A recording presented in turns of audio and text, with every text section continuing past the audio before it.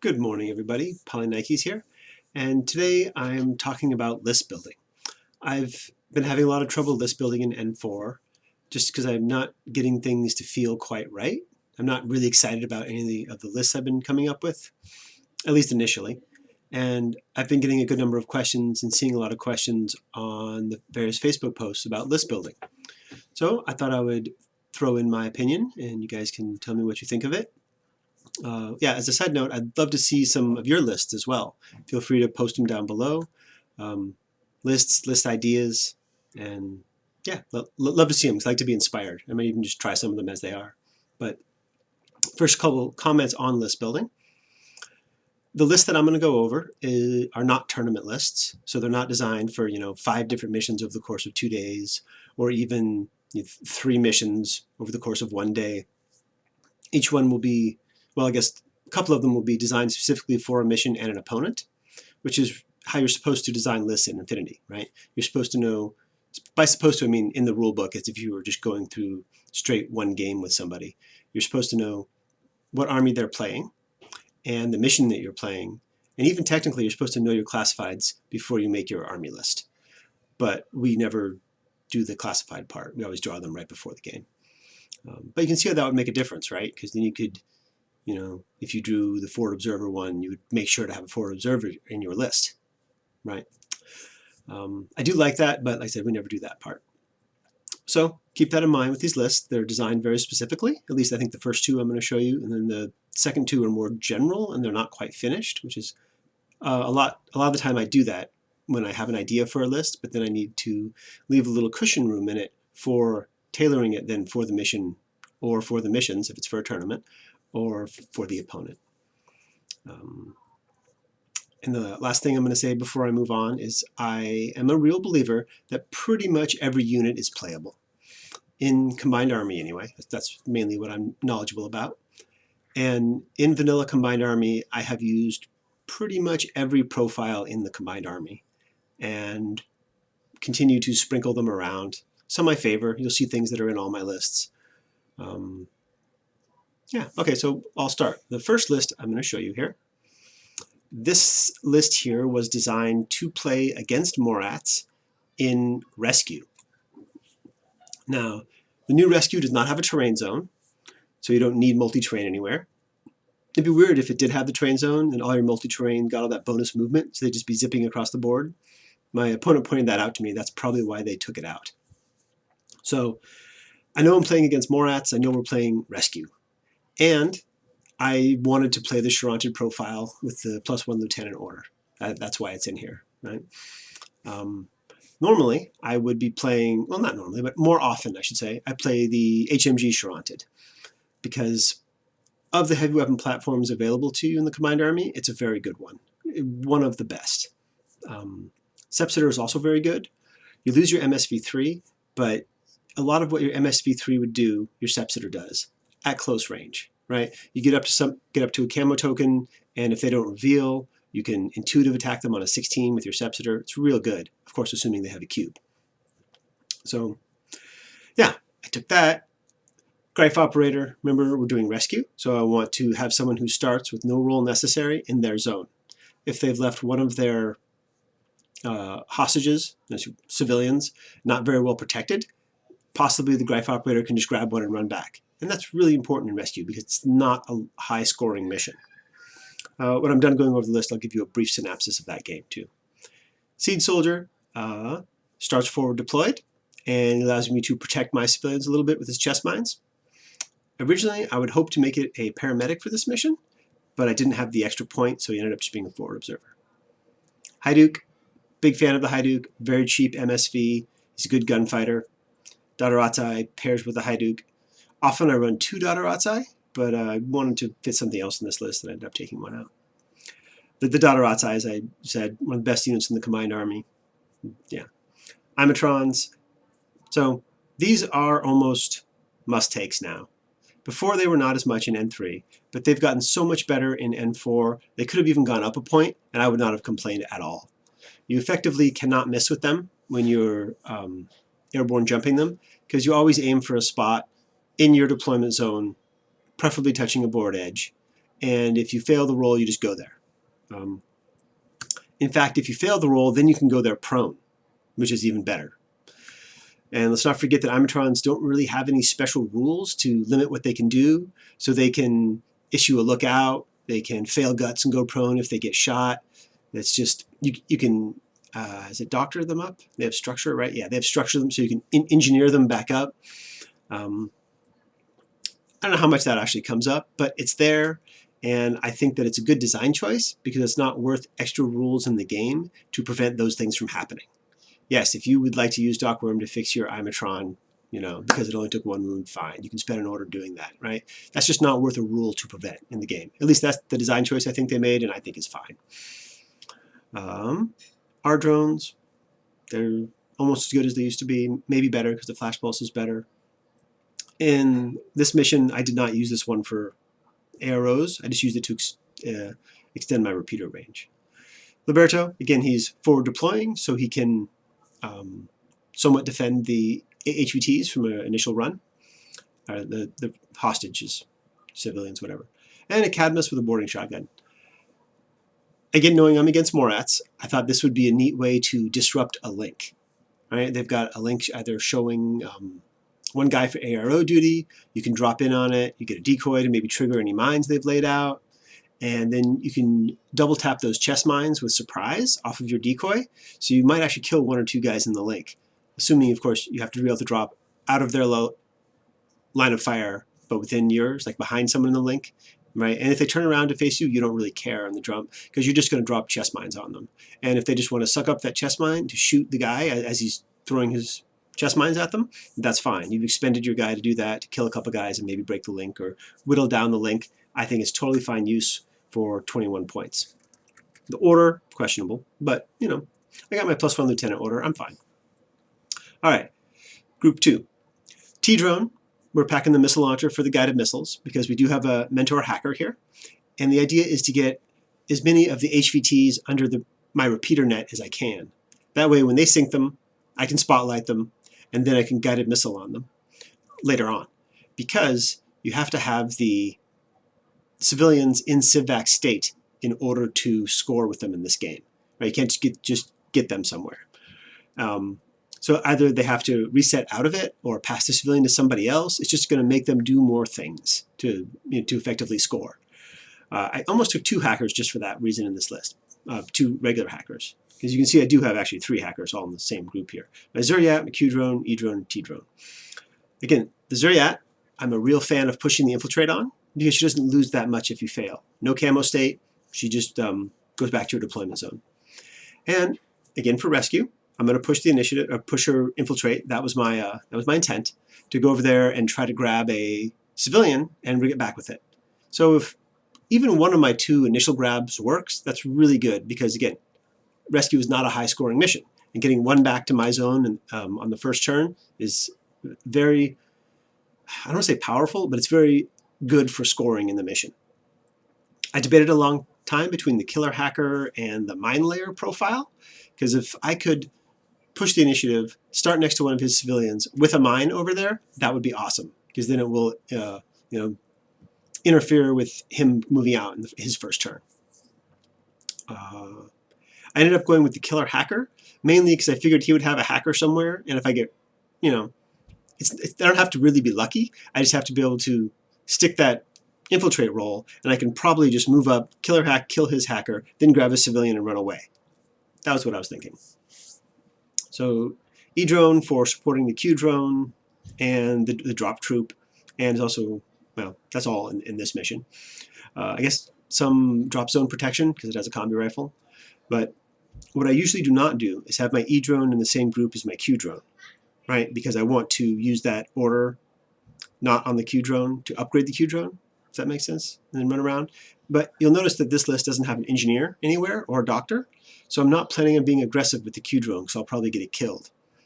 So that's why it's in group 2, and you can just kind of guard some place and be fine. Maybe I'll upgrade it, maybe I won't, depending on what I have to do with these other orders. So that was all my thought process in making this list. Again, specifically against Morats and against and in rescue. Another point on the Charantid up here.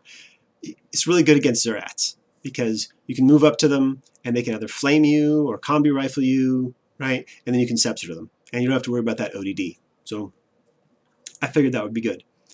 In the game, as it turned out, my opponent didn't have any Zuriats, so he didn't get to do that.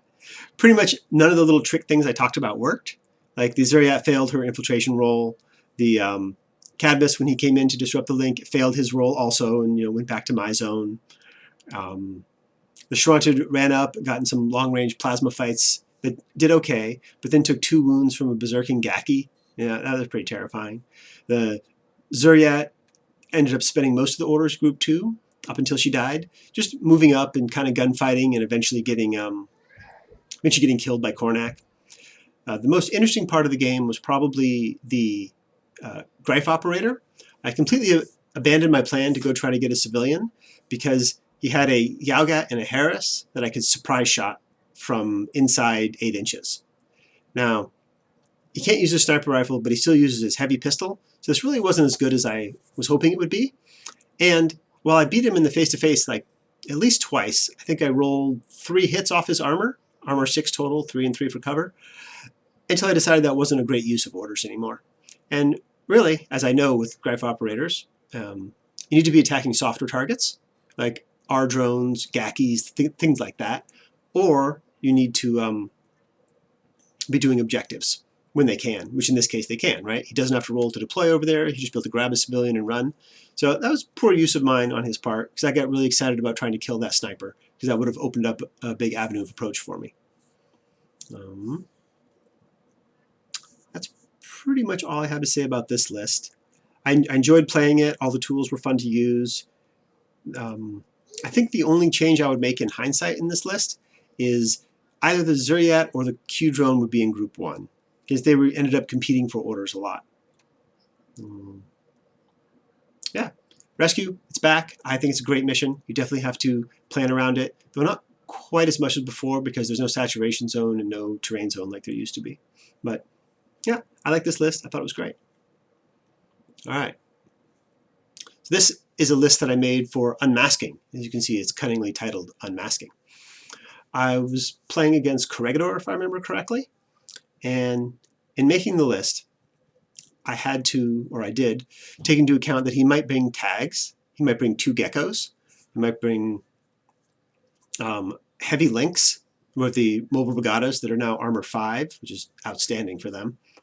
So I worked in a fair amount of anti-armor stuff, though it's not really overt anti-armor stuff. Like Norkius. Norkius is a monster, as I think we all know by now. Right? He's got total control as well as a Vorpal close combat weapon, so both are good against tags. Got a Hacker, which of course is good against tags. Got a Malingos with monofilament mines. And I guess the Yaugat multi-sniper. Multi-sniping tags in cover isn't really going to be that effective, even at burst 3. You're just putting damage 15 hits on them. If you're shooting through smoke, right, which you are because you got Dadarazai here, that's pretty good, right? So again, this was made for Unmasking. So we've got a Zuriat killer Hacker. I've been having a lot of success with Zuriats and a lot of pain fighting them recently. So I think they're very good. And what was the other cut? Zuriat Hacker and Shrouded Hacker, both allowing me to go hit buttons in the middle of the field early on with the Hacker bonus. I think that Hacker bonus is really important in Unmasking because, again, it's not a terribly high scoring mission and you want to get it done as efficiently as possible. Additionally, Norkius can do it, and Norkius is the data tracker generally because he can hop around to get places to kill the designated targets, possibly eat them, get better. And the Malingos with monomines. Monomines are terrifying more than they are effective. In the game that I played, I think he ended up monomining like 1 Aguasil or something like that. And the rest of the time he was just shooting with his combi rifle from at soft targets from either suppression fire or just in cover. He did really well. The Yaugat multi-sniper combined with the Dadarazai are one of the more efficient tools in vanilla for removing enemy ARO pieces. Not great against a linked sniper or something like that, but pretty much anything else. In this list, he was my reserve, and so I was able to line up shots on, I think I took out an enemy TR bot and something else. And that really opens up the field for everyone else to be moving around. I thought this list was very good.